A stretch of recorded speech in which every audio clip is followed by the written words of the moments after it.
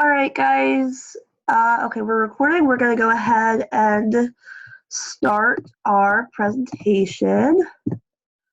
If I can get it up. Okay, cool. So, the town that we decided to do for our presentation is Charleroi. This is me and Cheyenne working on this. Woo! And it was described as a rural community with inner city problems, which we thought was such a great statement. Very true. So let's go ahead and get started. From the beginning. Okay. Oops. So, geographic characteristics. First slide. So the town itself is set along the Monongahela River. Did I say that right? I think so. It's located in Washington County, so when you drive up to the town, you can kind of you can see the river. A lot of the buildings are along it. It definitely impacts how businesses in the town, because a lot of factories will load their stuff onto ships, and the ships will take it down the river, which is kind of cool. It's only 30 miles from Pittsburgh and about maybe 35 to 40 minutes, so definitely centrally located. And the town itself is 0.9 square miles in size, which is not very big, so it's a pretty small town. So, census data. Woo! So when we were looking at our census data, there was a lot of interesting things that we found. So the first thing was 3,000 miles, 3,900, so almost 4,000, sorry, not miles, people. Shay, if you have anything to add, you can always unmute. So almost 4,000 people, which is a lot of people for a small area, so that was really interesting. Distribution, there's about 53% male and 47% female, so there's more men than women in the town, but it's pretty similar. The median age was 40, which that surprised me. I thought the age would be a little bit higher just because it seems like a lot of small towns like that, young people are trying to get out really quickly, but that means it's pretty much in the middle, so you got a lot of young people, a lot of old people. Racial ethnic population, so it's about 89.1% white and 10.9% African American, Hispanic, Asian, two more races. So as you can see, there's a lot of predominantly white. And then the income, so the median household income was $34,403, so a little bit lower. Definitely a lot of people who are on welfare, who aren't making as much, so they might not have a higher degree. And then the median earnings for full-time year-round workers by sex, for males it was 41,000, females it was 26,000. So just like everywhere in the world, men make more than women. I'm surprised. All right, Cheyenne, do you want to do this next slide? All right, so the wealth distribution was 63.3% made 0 to 50,000 a year, which you can definitely see through that statistic that over half the people are not making that much money. That's a lot of people who are on social assistance, a lot of people who are unemployed. You can definitely see that through the 63.3%, which is a huge chunk of the town. 25.54% made 50 to 100,000. So there's some of your blue collar workers in there, the families that both parents are employed, those kind of things.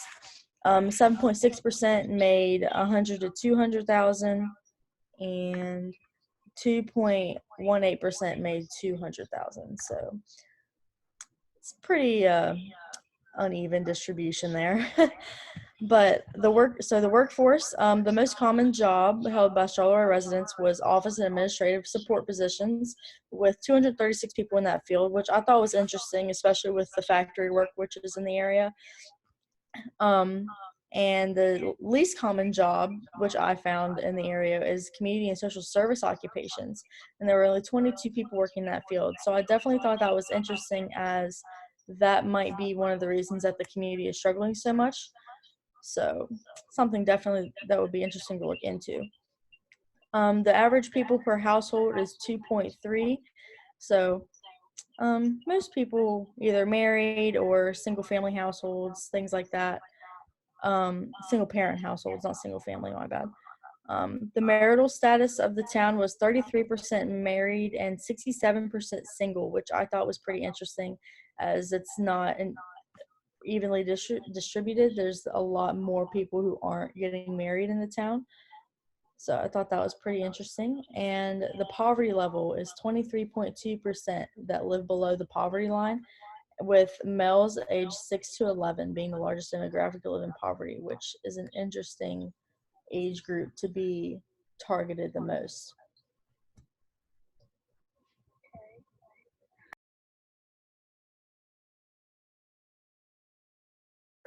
Sorry. So next was education Charleroi. So we actually were able to go to the school because one of our interviewees was a police officer there, and he was at work the time that we got to go see him. So there are 3 schools in Charleroi. There's an elementary school, a middle school, and a high school. There's around 1,600 students at the high school. I said these schools, but the high school that has 16,000 students. Because of crime in the area, they have metal detectors, so that was really surprising because I hadn't been to a school like that before. Um, Although there is a lot of poverty in the area, surprisingly, 92% of high school grad students are grads or higher, so a lot of people are graduating, and 15% of the population was a bachelor's degree or higher. So there are still a number of people going to higher education who are graduating, stuff like that. And this is probably, we think, because there's a college 15 minutes away from town. So that was interesting to see. I thought that the percentage of people going to college would be lower, but it probably helps that there's a college so close by, so there might be more people doing that. And you can also see we had a chart, the population by minimum level of education. So no degree, 8%, high school, 48, some college, 29. So that's pretty good. And this was population 25 and over, which makes sense. Okay, so yeah, go ahead. I just wanted to add about education. All 3 of the schools in Charleroi have been remodeled in the past 20 years, so I thought that was pretty important that the schools aren't, in shambles, kind of. Okay, so the next, do you want to do the next slide? Okay, hold on, I gotta get this so I can see everything. Okay. Okay, so analysis of data. So the population, as you could see with our pie chart, was predominantly white, with 89.1% being white. But they do have a growing African American population. I thought that was pretty interesting that we learned from one of our key informant interviews that there is an influx of African immigrants that are coming in to work. So I thought that was pretty interesting. And even though the marriage percentage is low, huh? It's really echoing. Do you hear that? Oh yeah. It'll be okay. Okay. Even though the marriage percentage is low, there are still a large percentage of children being born. So, like I said earlier, there's 33% that are getting married, and then there's still 67% that's single. But there's still a pretty normal birth rate going on in the town. So I thought that was pretty interesting. And then looking at the average income and poverty level, the town struggled with poverty and unemployment, which was pretty clear to see, with the 23.2% being under the poverty line. And the wages, of course, with over half the town earning 0 to 50,000 a year.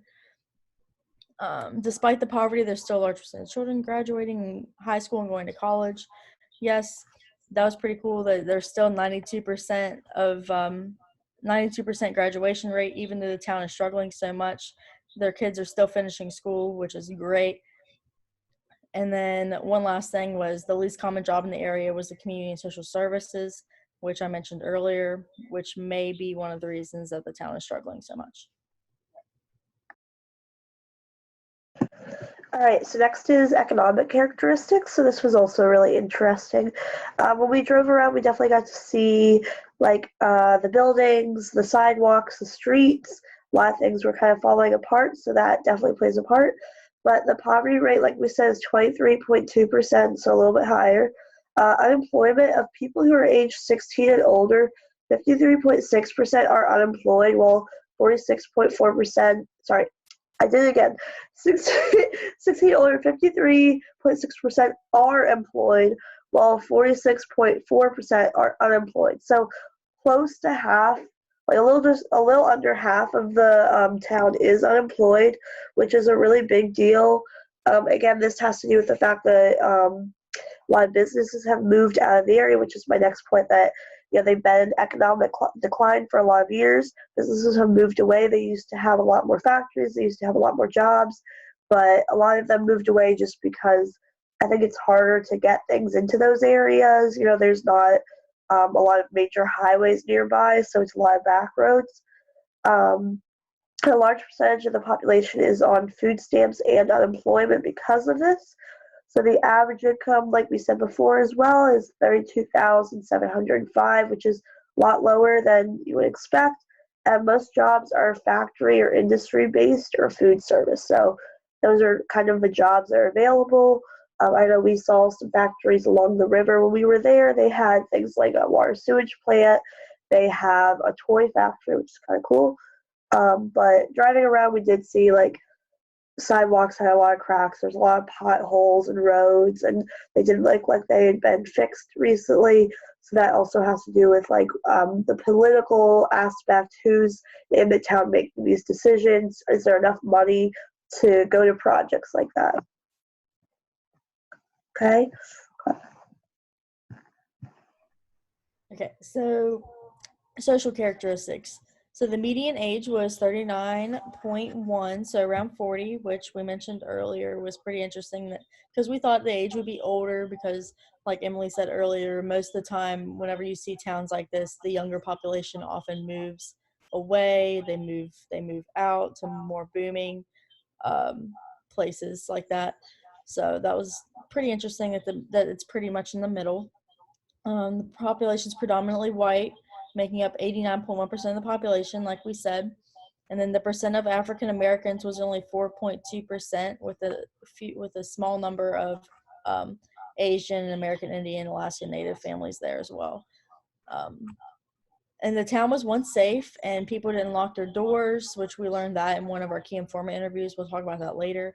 But the community is a lot less connected now than it used to be. There used to be a lot more going on, but nowadays, since it's changed, it's definitely not the town that it used to be. Something that I think is interesting that we noticed while we drove around, a lot of the buildings there are falling apart. They have vines growing all over them. They're abandoned.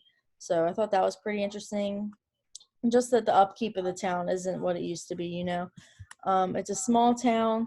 Like we said, it's not even a mile in square mile. And also, there was a small population of African immigrants, like I mentioned earlier, but the people of the town are looking pretty harshly upon them. We don't know if it's just because they think that they're coming to take their jobs, because they are coming to work in the factory, or if it's just because they're immigrants.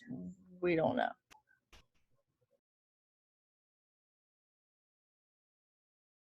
So political characteristics. The citizens of the town seem to have very little interest in being politically involved. There is a community action group, but the resident we interviewed felt that the group had no power. She said, she didn't even feel like there was a reason to go to those meetings because no differences were being made. Something interesting, Charleroi tends to be a little bit more liberal.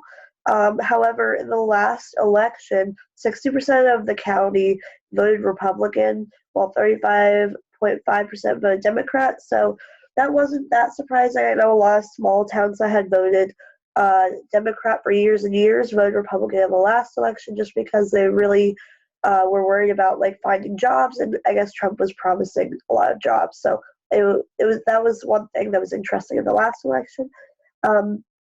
The town is located on a slope, so many of the roads are steep. Like we said in one of the PowerPoint slides before, a lot of things need to be repaired. There's a lot of abandoned buildings. There's a lot of cracked sidewalks and potholes in the roads. The roads are hard to drive along. And so this has to do with, are there groups out there trying to get funding to fix the roads. That's the government's job. So that's definitely interesting, and a lot of things are falling apart. So it's pretty sad, but people just don't seem to want to get involved in the politics of the town. So that's what's going on. Okay. Okay, so for our interviews with key informants, our first interview was with a officer who's working both at the high school and with the police station. He stated that he was originally from a town over, but he recently moved to Charleroi with his wife 8 years ago. And then our second interview was with a elderly lifelong resident. She'd lived there her whole life, grew up there, remembered the way it used to be. Definitely talked a lot about that, and definitely was filled with information about the history of Charleroi.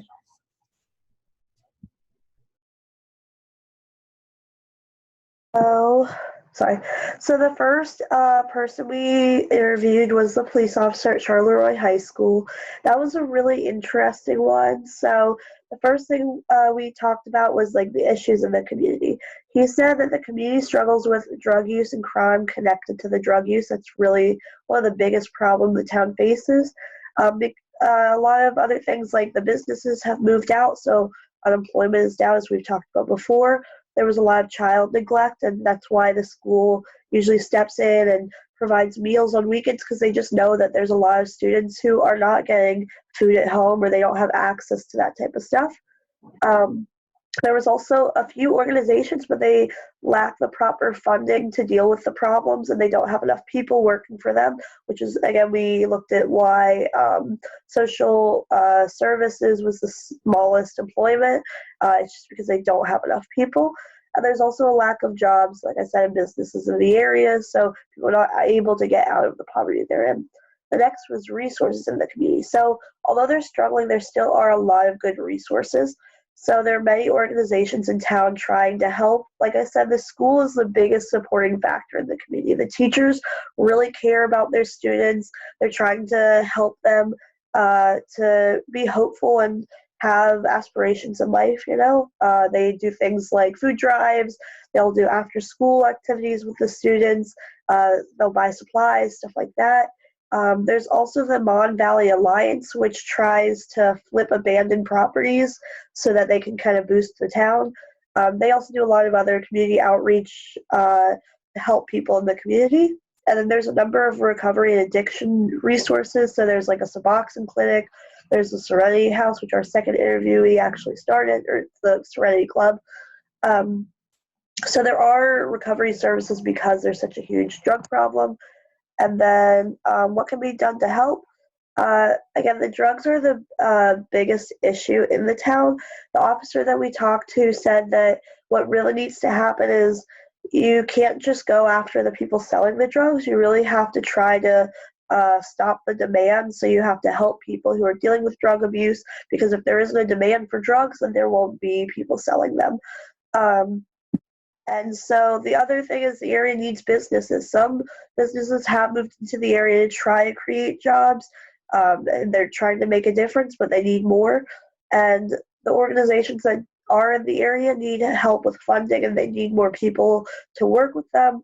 I guess the good thing is that there are people who are hopeful that things might get better, that things could turn around, but I know the officer did seem to feel that things were going to get worse before they got better. So, next one. Okay, so our second interview, like I said before, was with an elderly lifelong resident of Charleroi.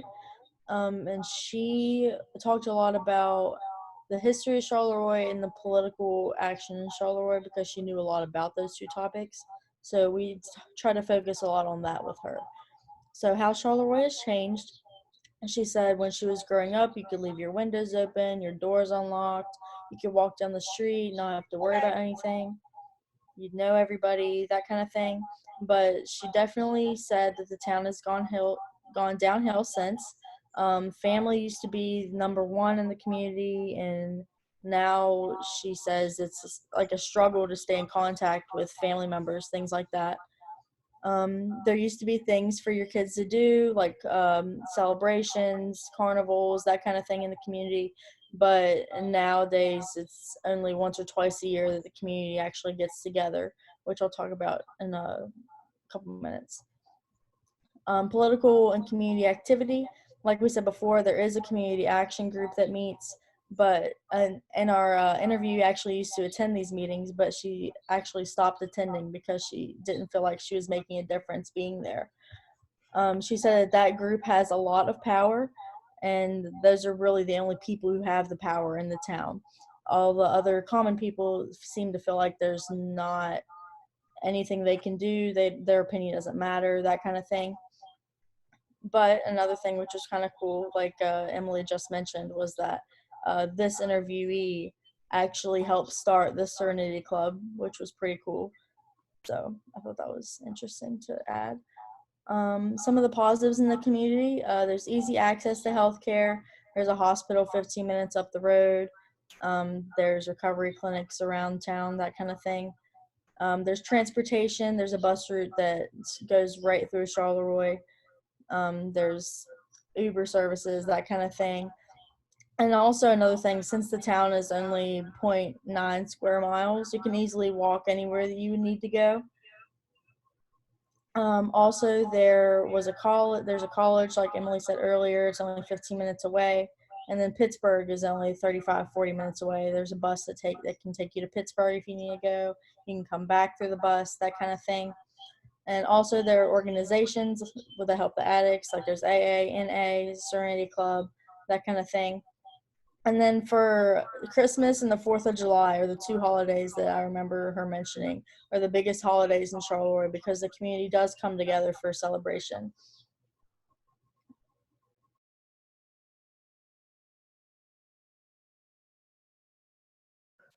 Okay, so comparison of the two interviews, the similarities where they both said the town has gone downhill from the 1970s, and I know the elderly resident said the 90s is when it got really bad. Um, there's also a large amount of poverty and drug abuse. They both agreed that the Charleroi continues to get worse due to lack of motivation and drive within the community. So they just said like people don't really have hope in their life. And both informants knew of several resources that were available to the community members. And even though the community is not connected, there are several times during the year, such as like Christmas and festivals, where the town does come together. They feel like very close. The differences, though, were the elderly resident seemed much more reminiscent, much more hopeful, and the police officer had like a little bit of a harsh review who just kind of felt that things were going to get worse. They weren't going to really get better. Like it would take a lot for it to get better. The elderly resident was also much more informed about the political action in the community, and the officer surprisingly didn't know as much. I mean, he talked a little bit about the police force and like how they work, but he wasn't as informed about like the community action group and stuff like that. And then the elderly informant offered much more historical information about Charleroi. She had lived there her whole life, and her family had lived there her whole life, so she was able to give us a lot of information on what it was like before, how it's changed over time, which was interesting. Okay, so our summary analysis and community assets and needs. So through what we learned while we visited the town and through our interviews, we learned that there are three main assets to the community. There are the people, the resources that the community has, and the school district. So although a lot of the people in Charleroi lack a lot of motivation and things like that to change the town, they do want to see improvement, which is key. The resource in the community, like I said, they're targeting the main problems that the community faces: poverty, addiction, that kind of thing. So I really think that that's important to highlight, that there are resources there for the community to take advantage of. And also the school district, like Emily talked about earlier, the school is really taking an extra step to do more for their students and for their community. They're doing the box dinners, things like that, things that a lot of school districts you don't see doing. So I definitely think that's important to highlight, especially in a community like Charleroi that's struggling the way that it is. And the largest needs of the community, Definitely the biggest problems that we saw was the huge problem with drug abuse and the huge problems with poverty and unemployment. 46% of Charleroi is unemployed. That is big. And then 23.3% live below the poverty line. That is big. And then the drug abuse, like the police officer said, like that's one of the things that's consuming the town from the inside out. Like it's to a point where things need to change, and I really hope that they do change. All right, the next one, hope for the community. Sorry, I'm going to try and move this so you can see it. But there is still a lot of hope for the community. And a lot of the people who we talked to said, things are bad, but we hope things can change. So there are, like we've talked about, many organizations in the community that are trying to have a positive, lasting impact, such as the Mon Valley Alliance, which has been trying to build a better economy, has been trying to flip houses, create a better community for the people of Charleroi, but they're lacking both funding and people to help them with this goal. So the good thing is a lot of locals are beginning to realize the situation of the community, and the MBA is gaining more ground in their progress. Before long, I think they really can promote change. The Mon Valley Alliance. One project they're working on is creating a halfway house. It's near the high school, so people were kind of throwing a fit about that, but hopefully they'll be able to find a location because they are trying to help people who are addicted to drugs, which there's a large population of that in town. Other organizations like the Serenity House or the Serenity Club, the Suboxone Clinic are available to those who are struggling with addiction, since that's a big issue.